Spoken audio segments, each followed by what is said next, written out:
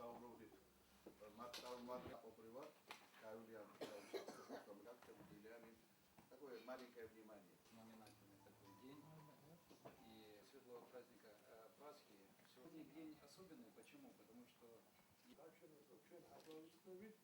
მინდა კიდევ ერთხელ თქვენი სახელით ბატონ იურის что не утолит их боль, ничто не угасит. Так поймут.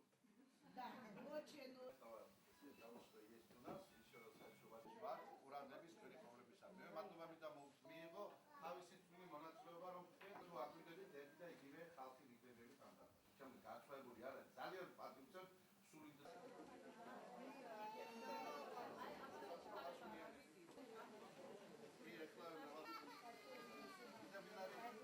დღევანდელი ეს პატარა დღესასწაული მოგვიწყო პრივატ ბანკმა, რომელთანაც ჩვენ თანამშრომლობთ, კარგახანია, სხვა სიკეთეებთან ერთად, რომელიც ეს ბანკი აფხაზეთის დევნილებისათვის აკეთებს და მათ შორის მინდა კიდევ ერთხელ შეგახსენოთ, რომ ეს არის შრომით მოწყობა საბანკო სისტემაში, ეს არის სხვადასხვა ღონისძიებებში მათი აქტიური მონაწილეობა ფინანსური თუ მატერიალური დახმარების თვალსაზრისით.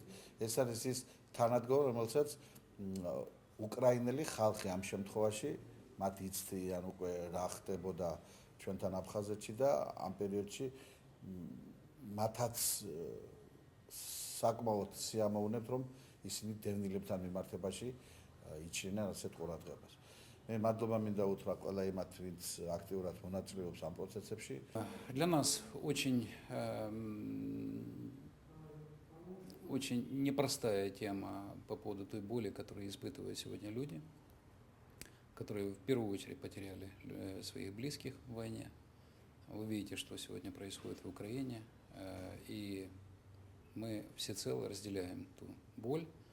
И я думаю, что в преддверии и в канун этого светлого праздника надеюсь, что будет мир, будет счастье и поменьше будет людей, которые обделены вот такими горькими событиями с точки зрения потери близких. И я хотел бы пожелать всем прекрасного праздника Пасхи.